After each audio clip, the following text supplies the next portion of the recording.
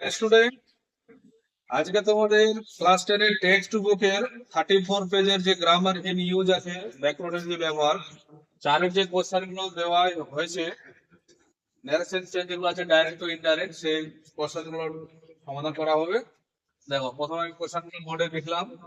চারের এই নম্বর কোশ্চেনটা কথা বলছে, দেখো, রাহুল আস্কড দীপক। রাহুল জিজ্ঞাসা করলো, কাকে জিজ্ঞাসা করলো? Deepak. Will you go to school today? তুমি কি আজকে, ঠিক আছে, will you go to school today, আজকে কি তুমি কি করবে, বিদ্যালয়ে যাবে?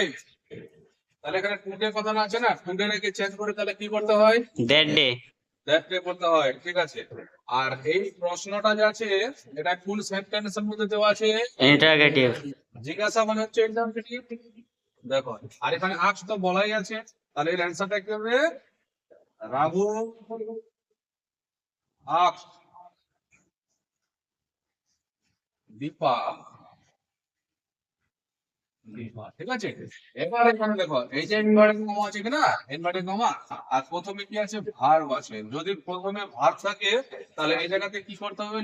ইফ বসাতে হবে, বা ওয়েদার বসাতে হবে। হ্যাঁ, এখন তাহলে রাহুল আস্কড দীপা ইফ। ইউটা হচ্ছে কোন পারসন? Second person. ইউটা হচ্ছে সেকেন্ড পারসন। তুমি কোন পারসন হয়?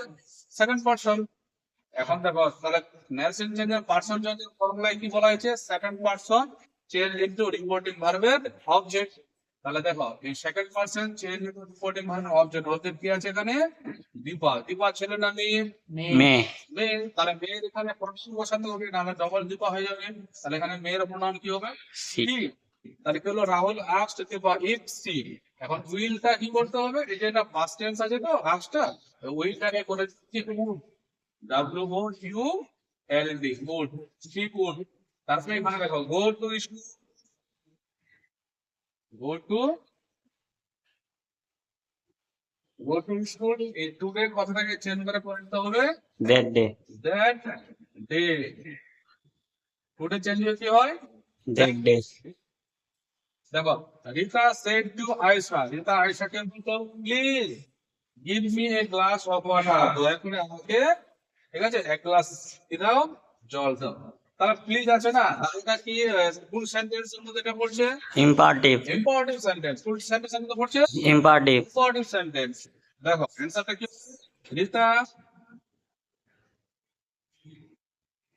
রিতা এই শেড টুটা আছে তো, এটাকে করবো requested. Rita, Rita requested, please মানে করা তো, রিকোয়েস্টেড মানে করা। তাহলে রিতা রিকোয়েস্টেড আয়েশা,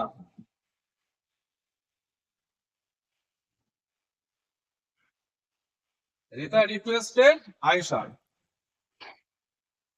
এখন দেখো, এটাতে কি আসবে? টু। রিফারে কোন আগে কি করবো? তুলে দেবো, যার সামনে কি বসাবো? টু। তাহলে Rita requested Ayesha to give, clear করে ভি ওয়ানটা বসে যাবে। গিভ মি মানে আমাকে, তাহলে এখানে কি করতে হবে? তাকে। To give her a glass of water, a glass of water.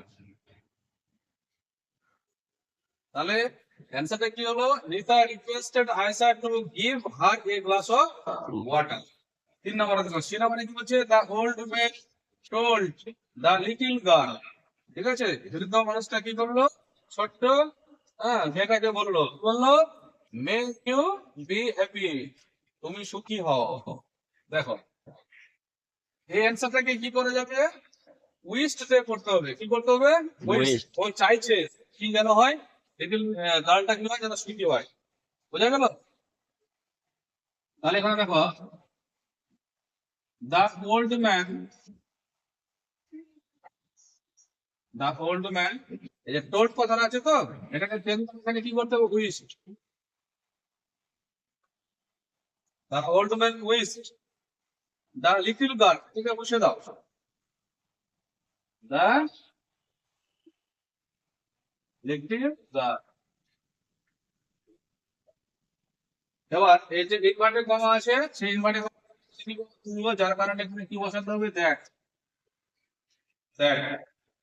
এখন এটা কি আছে সেকেন্ড পারসন, আবার এখানে সেকেন্ড পারসন রিপোর্টিং ভার্বের কি হলো অবজেক্ট। অবজেক্ট কি আছে লিটল গার্ল, এটা মেয়ে।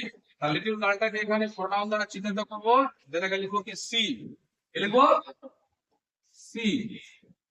তাহলে কি হচ্ছে the old man wished the little girl that C, এটা মেয়ে আছে তো এটা ফার্স্ট টেন্স কি হবে মাইট,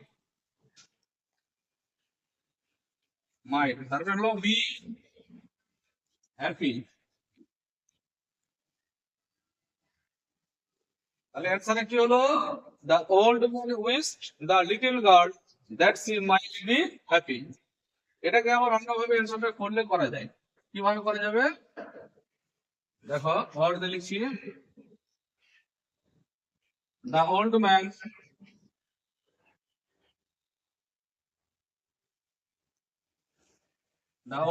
wished the old man wished that the little girl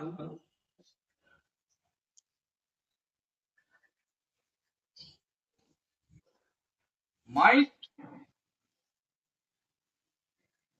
be happy। এনসারটাকে এইভাবেও লেখা যাবে, the old man wished that the little girl might be happy।